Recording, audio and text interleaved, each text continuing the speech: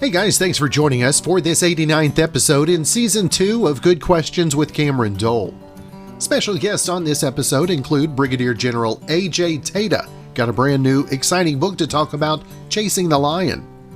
We'll also visit with Chris Matthews about his new book, This Country, My Life in Politics and History. We'll also visit with country pop artist Juna N Joey about their new single, Something Good to Miss. Also, we'll talk about upcoming summer dates and more. Of course, if you would, please take the time to subscribe, comment, leave some feedback, check out the shop, and of course, share with your friends.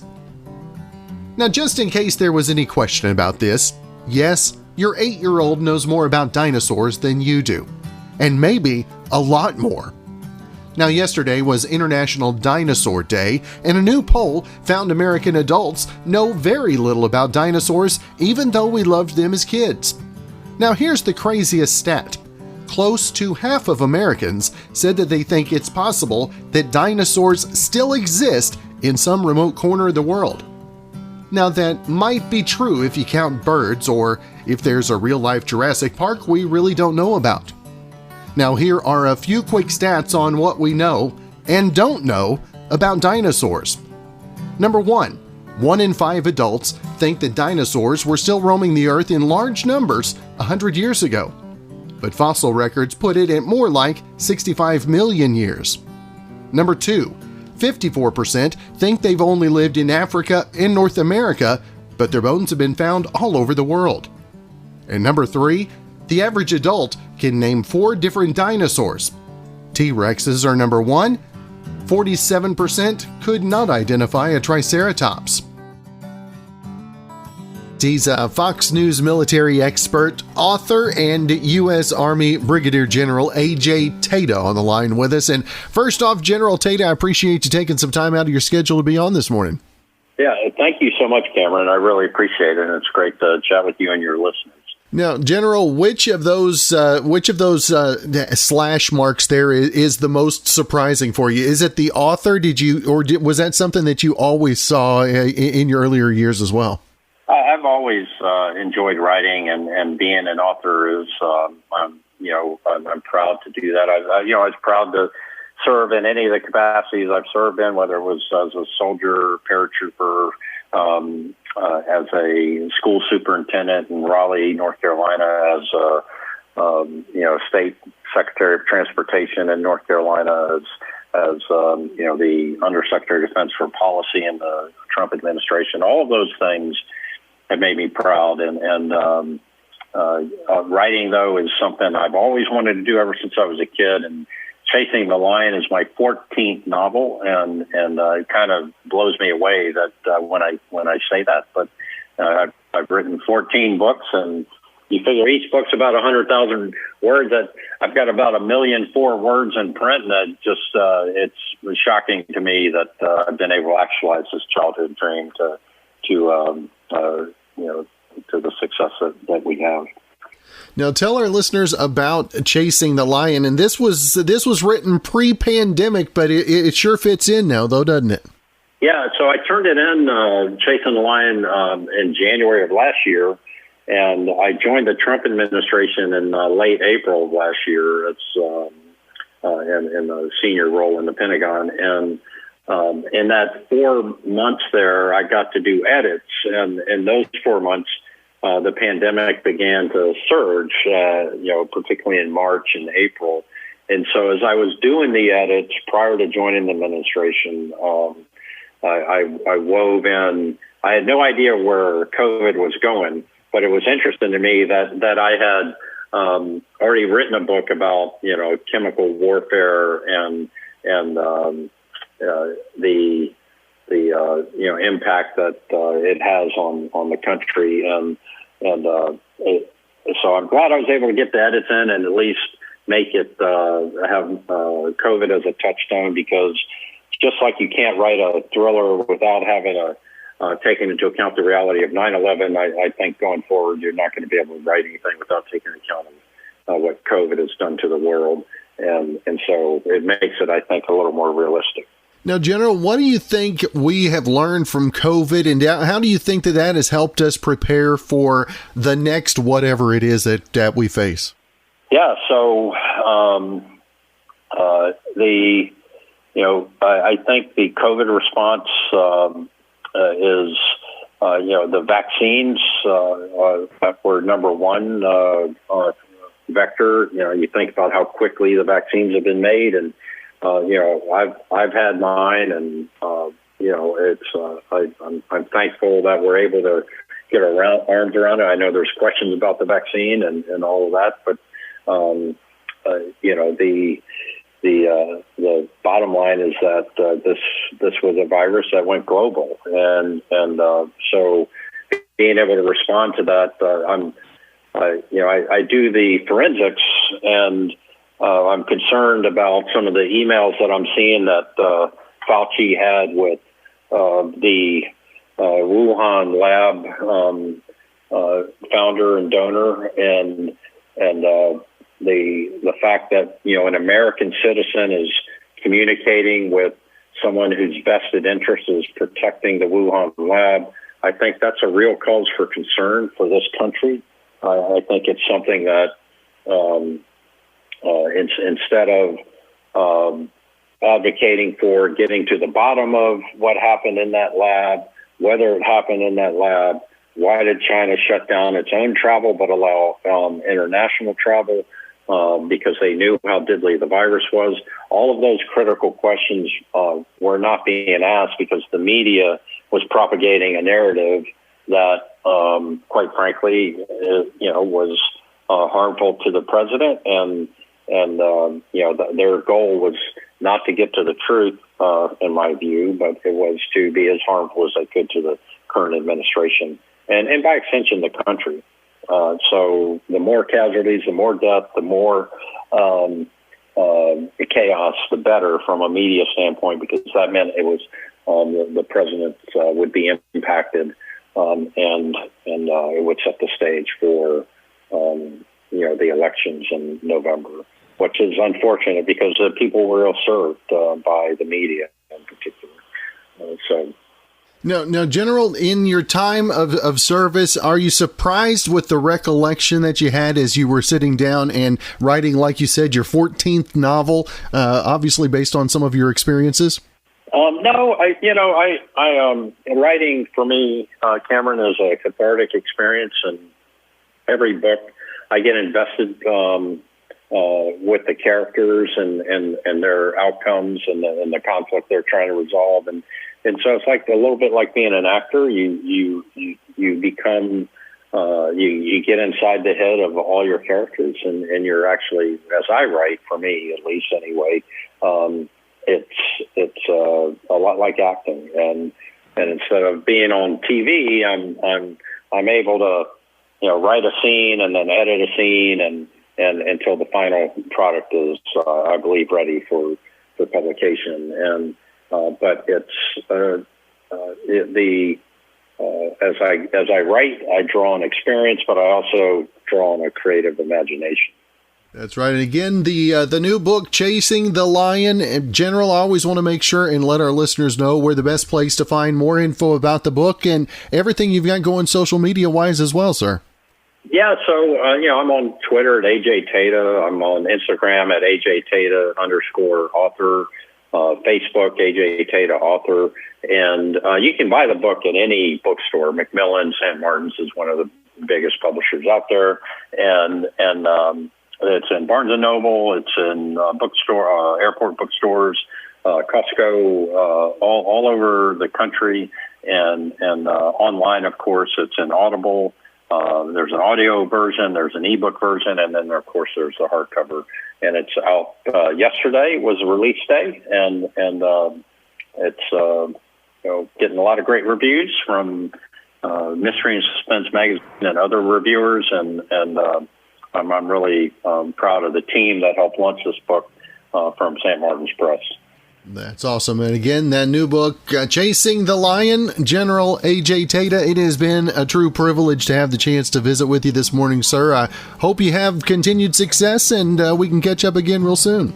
Thank you so much, Cameron. I appreciate it.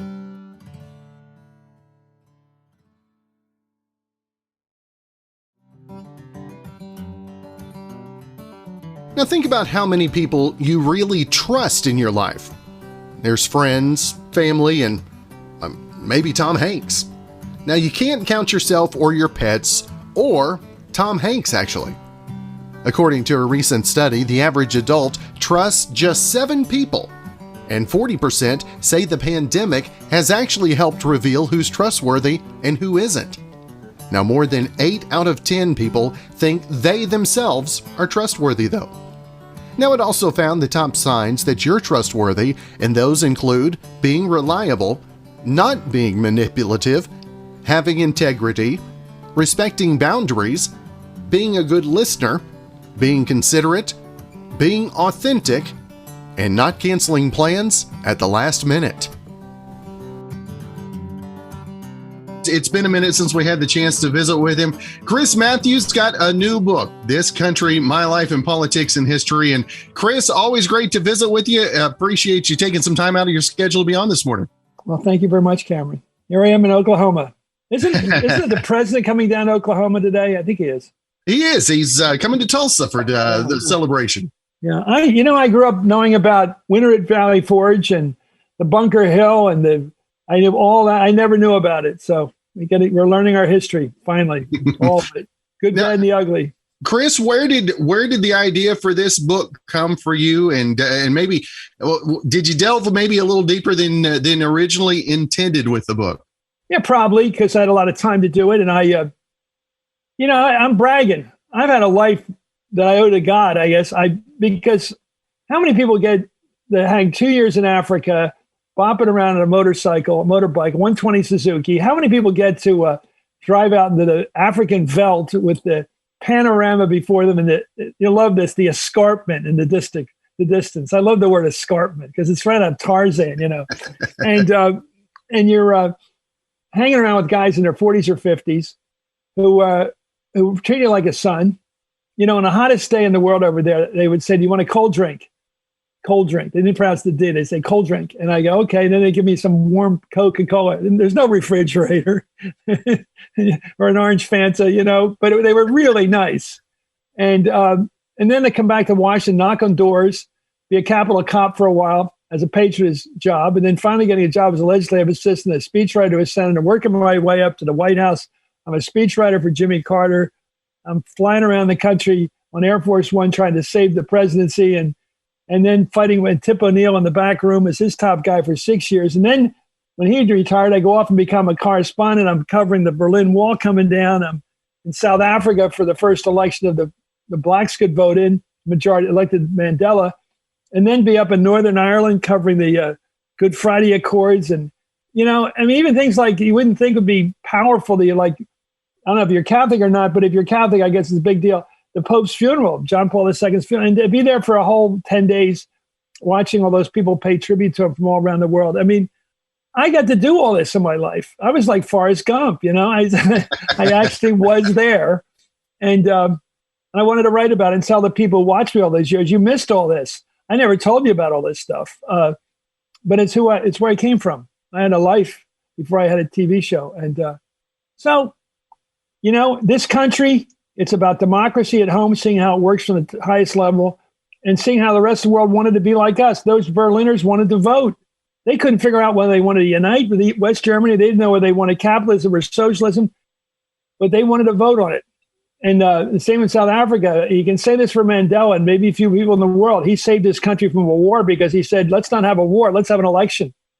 And there was a white woman who said to me, this is the day I waited for my whole life. When she's standing in line with all the blacks, she was the one white person in line and she wanted to vote. So, and life is great. And politics and democracy is certainly great. And I wanted to talk about my experience with it. We need a little cheering section right now for democracy right now. I think we need to believe in it again. Now, Chris, as you were going through and writing down notes and parts of the history that you got to see, I mean, how much pride do you take looking back at that? And do you have to pinch yourself still about being a part of so many great moments in history? Hey, Cameron, I think I'm 28. So what do I know? Let me tell you, when you're old, you don't feel old. My mom, before she got Alzheimer's, I'm not kidding about this. And about sad for her state at the end, but she said when they're 50 something. I feel I'm 28, she never experienced old age. I know it's on the book. I know I wrote it and I know what happened, and I'm still stunned by it because I wanted to do something like this. I wanted to get into politics and I wanted to be a journalist. I wanted to be a columnist, a colorful Jimmy Breslin type columnist. And I wanted to knock down and go somewhere and then go to my Tandy or whatever equipment I had, at the time with the earphones, all like crazy thing you had to use to get the story in. I mean, the guys I'm working with journalism, some of them were from Western Union days. They used to file their columns, Mary McGraw, George Will, they use Western Union. But I'm over there in Africa. I'm in Berlin. I'm in Paris for something, Italy, Ireland, and every place I go, I had to put those couplets on and try to follow my story. I loved writing, being a columnist from wherever I was. I did a bullfighting thing from Barcelona once, and I trashed bullfighting, of course, but I've been to a bunch of bullfights. It's a sin, but I've been there. But I trashed it because I thought it was ridiculous. But I love being a columnist. I love being a speechwriter. I like being a cop. For 3 months I did it. It was a little scary because I had a gun and a uniform and short hair, and people might have thought I was a real cop, which would have been really scary because I had 5 bullets. They gave us 5 bullets in our gun rather than 6 in case we tripped. Do you believe that? They had such little faith in us, patronage cops. But that was an experience too. Yeah.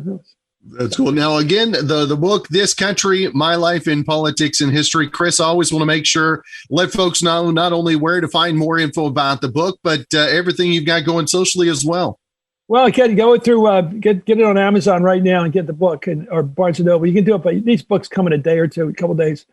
I'm also I've just been named Distinguished Professor of American Politics and Media at Fulbright University, Vietnam. I've been teaching classes over in Vietnam. That's one of the great ironies of my life. Vietnam is now our ally against China. We have a common adversary. They very much want to be our ally for obvious reasons, and we want to be their ally. And they love speaking in English. They know more about our politics than we do. These kids say, how come James Bennett got fired by the Wall Street Journal or the New York Times? I said, how do you know about that?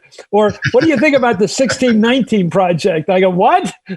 Or, should Trump have been banned from Facebook or from Twitter? They know all this stuff. These are Vietnamese kids living in a different language, and they want to know what we're up to. They like Americans. Isn't that ironically after that terrible war? That's amazing. Life has many twists and turns. That's right. Well, Chris, I truly appreciate you for taking some time out of your schedule to be on this morning. Looking forward to spending some more time with the book, and hopefully we can catch up again real soon, sir. Have me back, Cameron, anytime. You did that. Thank you.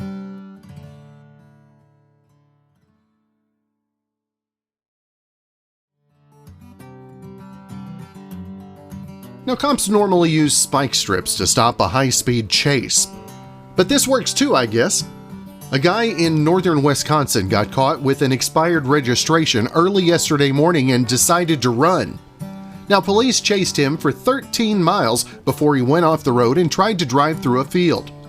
But he didn't get far because a huge wall of cows stopped him.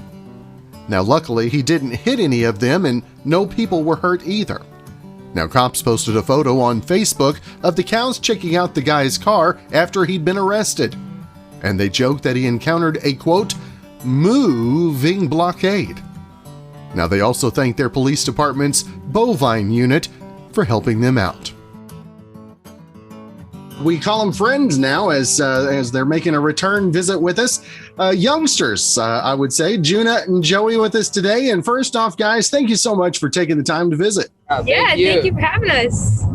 Now tell us how excited. I know you're in the vehicle heading out, got some shows coming up. I mean, after what 2020 was, how excited are you to have a summer to actually play some shows? Oh my gosh, we are so excited.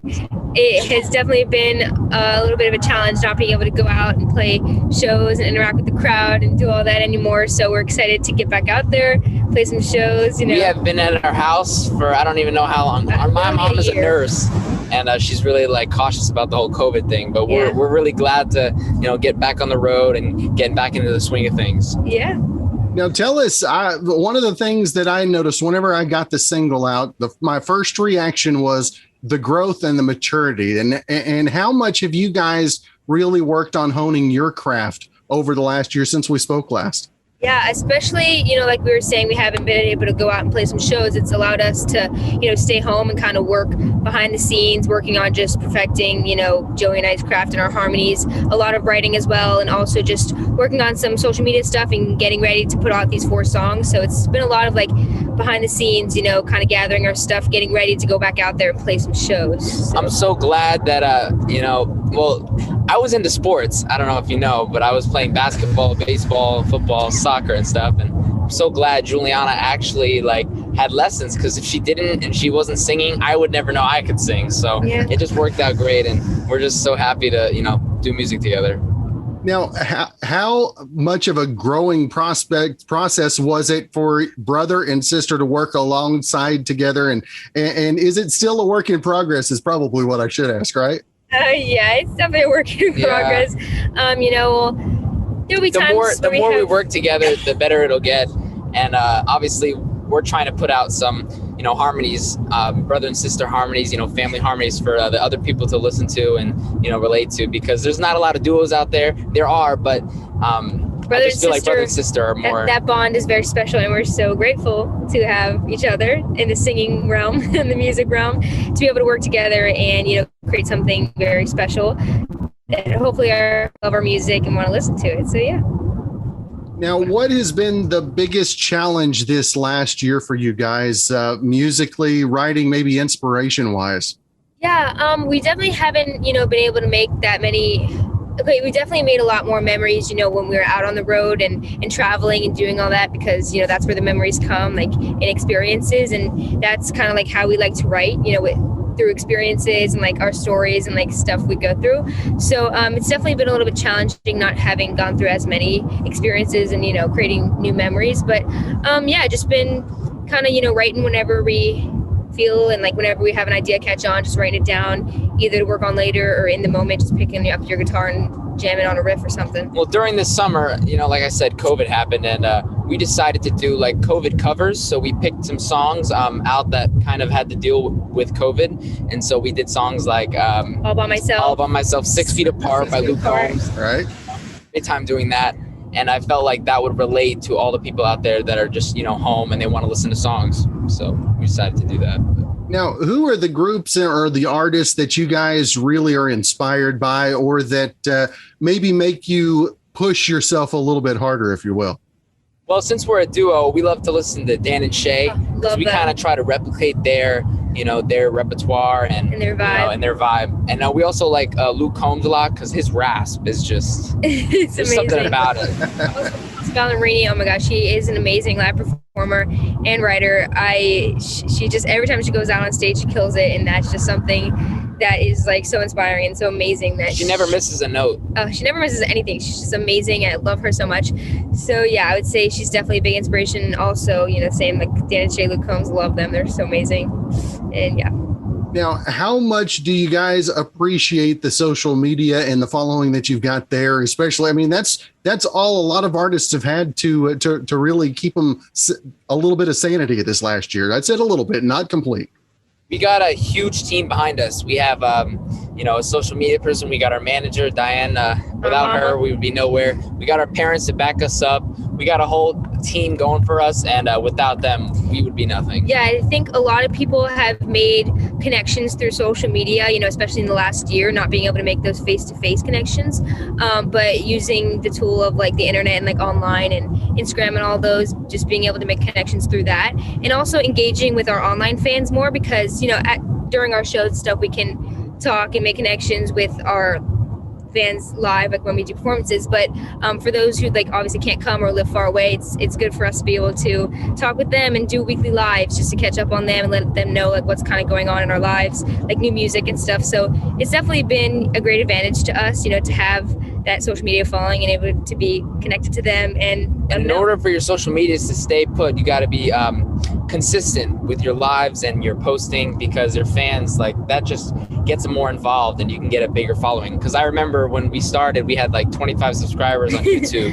Yeah. And we started posting covers. Shout out to those 25. So they've I been, know, right? they won. So yeah, we've been posting consistently on YouTube, but unfortunately our comments got taken away. But we're still trying to go through and get push those through, back. but Yeah. Now, of the two of you, who is the morning person, and who wants to be left alone? she sleeps until 3 o'clock. I rest is important, so I like to take as much sleep as I possibly can, and also just rehydrate my brain, and rejuvenate it for writing purposes. I usually get up in the morning, like around 8. Oh, Joey's a morning person. 8 to 9, 8 to 10.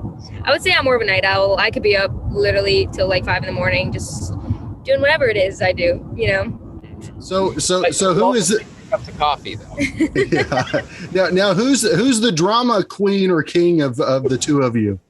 I figured there'd be alternate pointing going on there. I would definitely say Joey. He is very sensitive to like smells and like different like perfumes and hand sanitizers and all that. So I could literally put on perfume and he'd be like, Juna, I can't breathe. Like, I'm allergic yes, to you it. can. What do you want me to do? He's very dramatic. And yeah, his eating habits are very picky and just. My eating habits? No, I think your eating habits are crazy. I think we're both a little bit drama queens. We got some things. Yeah. You got some things in common is what you're saying, right?